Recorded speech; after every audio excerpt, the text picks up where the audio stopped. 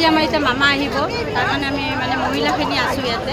এতিয়া মামা কিমান টাইমত আহে নাজানো আৰু আমি মানে 6টা বজাৰ পৰা আছোঁ ইয়াতে। মামাক চাহে যাম আমি। আৰু আপোনালোকে চবেই চাব মামাক, আৰু এই ভিডিঅ'টো লাইক কৰিব, শ্বেয়াৰ কৰিব, কমেণ্ট কৰিব।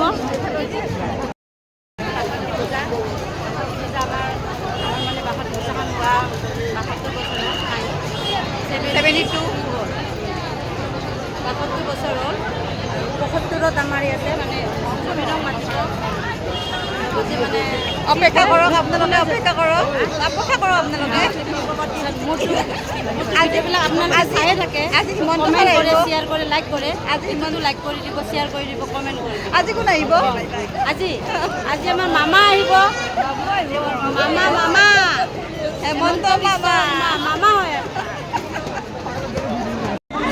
এটি সুন্দৰ যাত্ৰা আৰু ছাৰৰ বৰ্তমানত ছাৰৰ গৌৰৱময় উপস্থিতিৰ জৰিয়তে আমি নিশ্চয় দেৱীৰ আশীৰ্বাদ আৰু ছাৰৰ আশীৰ্বাদৰ জৰিয়তে এই অঞ্চলটো বৃহত্তৰ অঞ্চল